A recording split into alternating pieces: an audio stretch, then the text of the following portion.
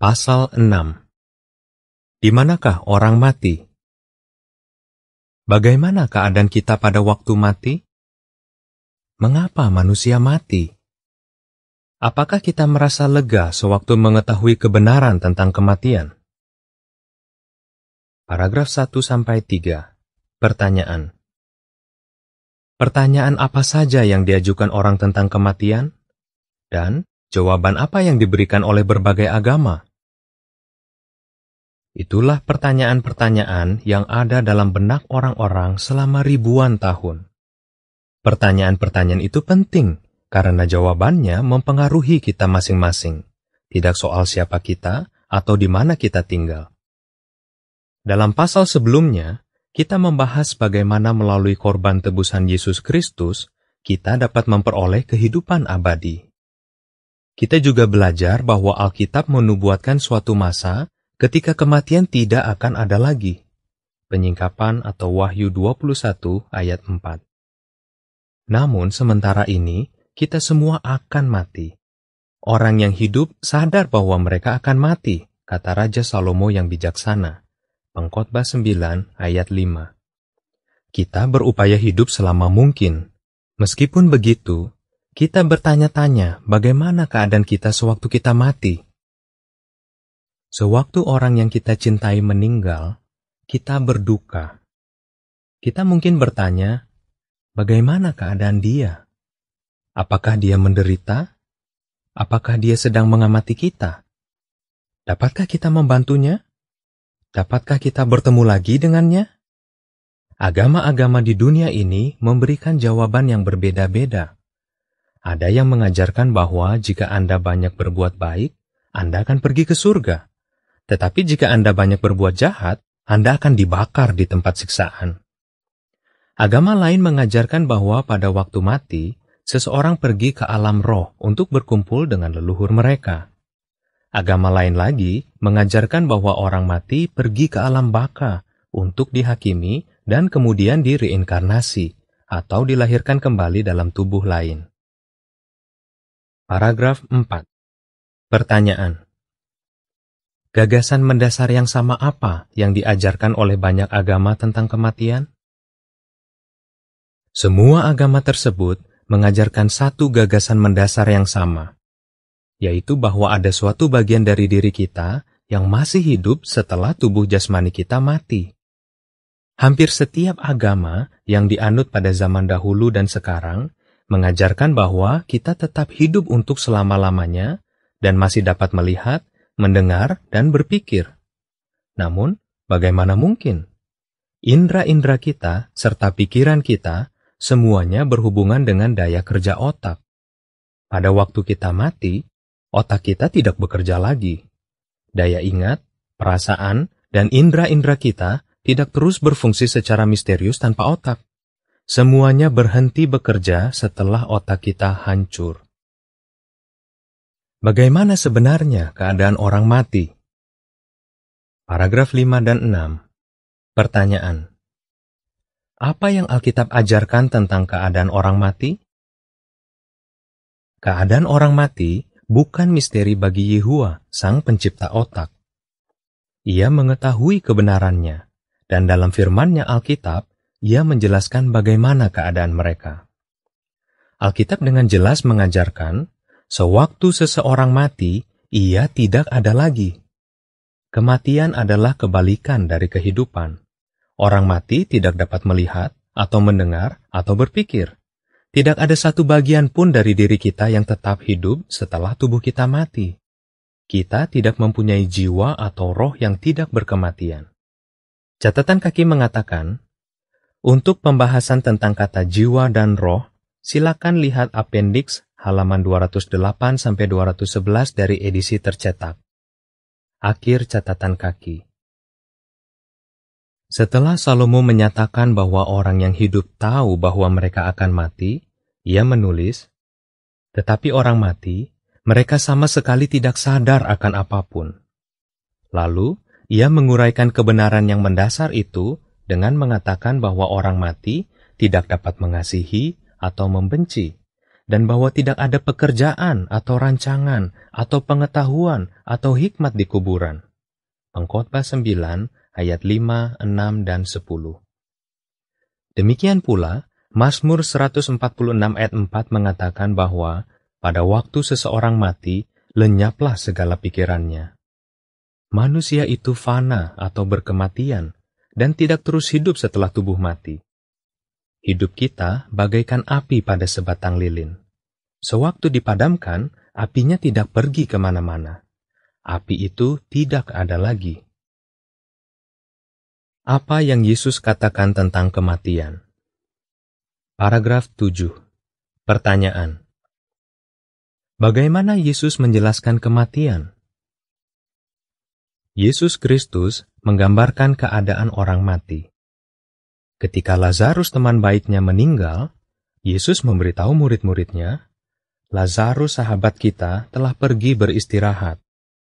Murid-murid mengira bahwa Yesus memaksudkan Lazarus sedang beristirahat atau tidur agar ia dapat sembuh. Tetapi mereka keliru. Yesus menjelaskan, Lazarus telah mati. Yohanes 11 ayat 11-14. Perhatikan bahwa Yesus menyamakan kematian dengan istirahat dan tidur. Lazarus tidak berada di surga ataupun di neraka yang menyala-nyala. Ia tidak sedang bersama para malaikat atau leluhurnya. Lazarus tidak dilahirkan kembali sebagai manusia lain. Ia sedang beristirahat dalam kematian, seolah-olah tidur nyenyak tanpa bermimpi. Ayat-ayat lain juga menyamakan kematian dengan tidur. Misalnya, setelah Stefanus, murid Yesus, dilempari batu sampai mati, Alkitab mengatakan bahwa ia tidur. Demikian pula, Rasul Paulus menulis tentang beberapa orang pada zamannya yang telah tidur dalam kematian. Paragraf 8. Pertanyaan. Bagaimana kita tahu bahwa Allah tidak menetapkan agar manusia mati? Apakah Allah sejak semula menetapkan agar manusia mati? Sama sekali tidak. Yehuwa menciptakan manusia untuk hidup selama-lamanya di bumi. Seperti yang telah kita pelajari sebelumnya, Allah menempatkan pasangan manusia pertama di suatu firdaus yang menyenangkan. Ia mengaruniai mereka kesehatan yang sempurna. Yehuwa hanya menginginkan apa yang baik bagi mereka. Adakah orang tua pengasih yang ingin anak-anaknya mengalami derita usia tua dan kematian? Tentu tidak. Yehuwa mengasihi anak-anaknya dan ingin mereka menikmati kebahagiaan yang tiada akhirnya di bumi. Mengenai manusia, Alkitab mengatakan, Yehuwa menaruh waktu yang tidak tertentu dalam hati mereka. Pengkhotbah 3 ayat 11.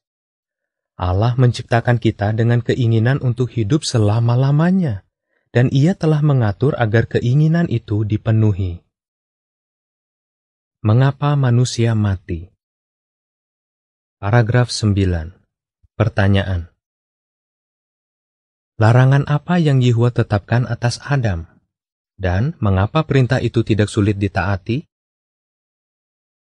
Kalau begitu, mengapa manusia mati? Untuk mendapatkan jawabannya, kita harus membahas apa yang terjadi ketika baru ada satu pria dan satu wanita di bumi. Alkitab menjelaskan, Allah Yehuwa menumbuhkan dari tanah segala pohon yang menarik untuk dilihat dan baik untuk dimakan. Kejadian 2 ayat 9. Tetapi ada satu larangan. Yehuwa memberitahu Adam, setiap pohon di taman ini boleh kau makan buahnya sampai puas. Tetapi mengenai pohon pengetahuan tentang yang baik dan yang jahat, engkau tidak boleh memakan buahnya, karena pada hari engkau memakannya, engkau pasti akan mati. Kejadian 2 ayat 16 dan 17. Perintah ini tidak sulit ditaati. Ada banyak pohon lain yang buahnya dapat dimakan oleh Adam dan Hawa. Tetapi melalui perintah itu, mereka mendapat kesempatan istimewa untuk menunjukkan rasa terima kasih kepada pribadi yang telah memberi mereka segala-galanya, termasuk kehidupan yang sempurna. Jika mereka menaati perintah itu, mereka juga akan menunjukkan bahwa mereka menghormati wewenang Bapa Surgawi mereka. dan bahwa mereka ingin mendapat bimbingannya yang pengasih. Paragraf 10 dan 11. Pertanyaan A. Bagaimana pasangan manusia pertama sampai tidak menaati Allah? Pertanyaan B. Mengapa ketidaktaatan Adam dan Hawa bukan hal sepele? Sayangnya, pasangan manusia pertama memilih untuk tidak menaati Yehuwa. Melalui seekor ular, setan bertanya kepada Hawa, "Apakah memang benar bahwa Allah mengatakan kamu tidak boleh memakan buah dari setiap pohon di taman ini?" Hawa menjawab, "Buah dari pohon-pohon di taman ini boleh kami makan. Tetapi mengenai makan buah dari pohon yang ada di tengah-tengah taman, Allah telah berfirman, kamu tidak boleh memakan buahnya. Tidak, kamu tidak boleh menyentuhnya agar kamu tidak mati." Kejadian 3 ayat 1-3. "Kamu pasti tidak akan mati," kata setan. "Allah tahu bahwa pada hari kamu memakannya, matamu tentu akan terbuka, dan kamu tentu akan menjadi seperti Allah, mengetahui yang baik dan yang jahat." Kejadian 3 ayat 4 dan 5. Setan ingin Hawa percaya bahwa jika ia makan buah terlarang, ia akan mendapat manfaat.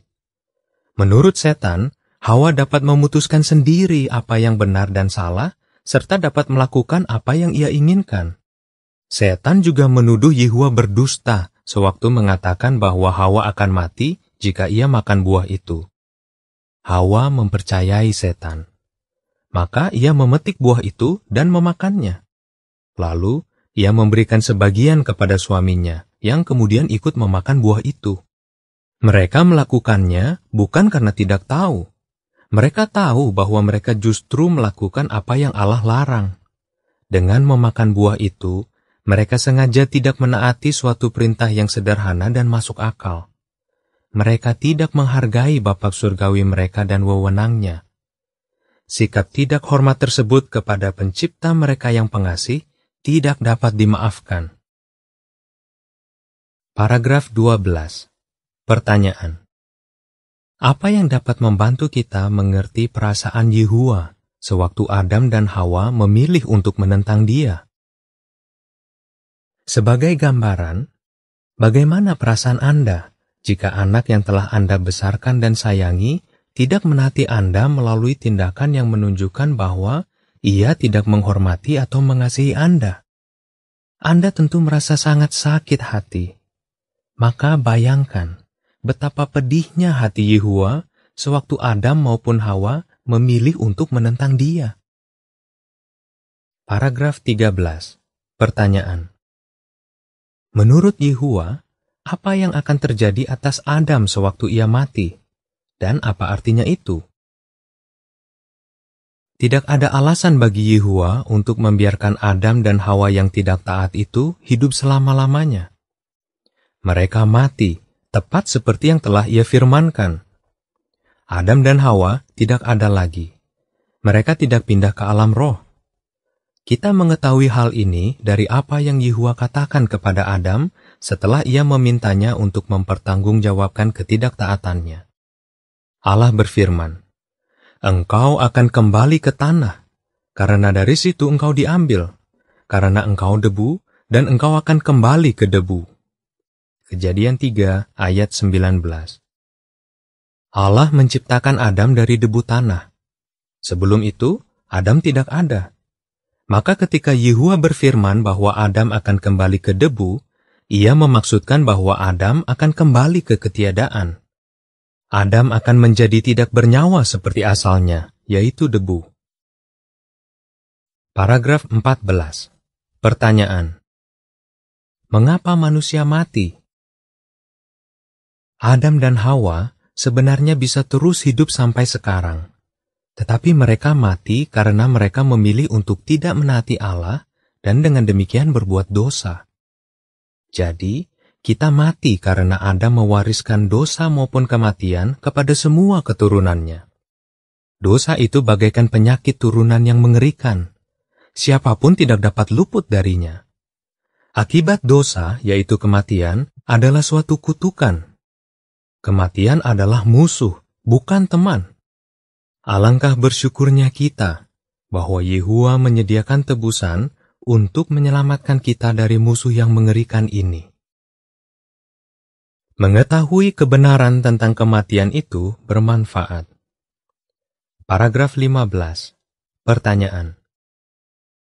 Mengapa sungguh melegakan untuk mengetahui kebenaran tentang kematian? Apa yang Alkitab ajarkan tentang keadaan orang mati sungguh melegakan. Seperti yang telah kita pelajari, orang mati tidak merasa sakit atau sedih. Kita tidak perlu takut kepada mereka, sebab mereka tidak dapat mencelakai kita. Mereka tidak membutuhkan bantuan kita, dan mereka tidak dapat membantu kita. Kita tidak dapat berbicara kepada mereka, dan mereka tidak dapat berbicara kepada kita. Banyak pemimpin agama berdusta dengan mengaku bahwa mereka dapat membantu orang yang sudah mati. Dan orang-orang yang mempercayainya memberi mereka uang. Tetapi karena mengetahui kebenaran, kita dilindungi sehingga tidak tertipu oleh para pemimpin agama itu. Paragraf 16. Pertanyaan. Siapa yang mempengaruhi ajaran banyak agama, dan bagaimana? Bagaimana dengan agama Anda? Apakah ajarannya tentang orang mati selaras dengan Alkitab? Ajaran kebanyakan agama tidak selaras dengan Alkitab. Mengapa? Karena ajaran mereka telah dipengaruhi oleh setan. Ia menggunakan agama palsu untuk membuat orang percaya bahwa setelah tubuh mati, manusia masih hidup di alam roh. Itulah dusta yang setan gabungkan dengan dusta lain untuk memalingkan orang dari Allah Yehua. Dusta apakah itu? Paragraf 17. Pertanyaan. Mengapa ajaran tentang siksaan kekal merusak nama baik Yehua? Seperti yang kita lihat sebelumnya, beberapa agama mengajarkan bahwa jika seseorang banyak berbuat jahat selama hidupnya, sewaktu mati, ia akan pergi ke sebuah tempat siksaan yang menyala-nyala dan menderita untuk selama-lamanya. Ajaran ini merusak nama baik Allah. Yehua adalah Allah yang pengasih dan tidak pernah membuat orang menderita seperti itu. Bagaimana perasaan Anda terhadap orang yang menghukum anak yang bandel dengan menaruh tangannya dalam api? Apakah Anda akan menghargai orang seperti itu?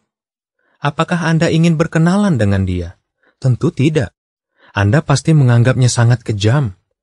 Ya, setan ingin agar kita percaya bahwa Yehua menyiksa orang dalam api selama jutaan tahun, bahkan selama-lamanya. Paragraf 18. Pertanyaan. Penyembahan orang mati didasarkan pada dusta apa? Setan juga menggunakan beberapa agama untuk mengajarkan bahwa orang mati menjadi roh yang harus dihormati oleh orang yang hidup. Menurut ajaran itu, roh orang mati dapat menjadi sahabat yang kuat, atau menjadi musuh yang menakutkan. Banyak orang mempercayai dusta itu. Mereka takut kepada orang mati dan menghormati serta menyembahnya. Sebaliknya, Alkitab mengajarkan bahwa orang mati itu seperti orang tidur, dan bahwa kita hanya boleh menyembah Allah yang benar, Yehua, pencipta dan penyedia segala kebutuhan kita. Paragraf 19. Pertanyaan. Dengan mengetahui kebenaran tentang kematian, kita dibantu untuk memahami ajaran lain apa dari Alkitab? Dengan mengetahui kebenaran tentang orang mati, Anda tidak akan disesatkan oleh dusta agama.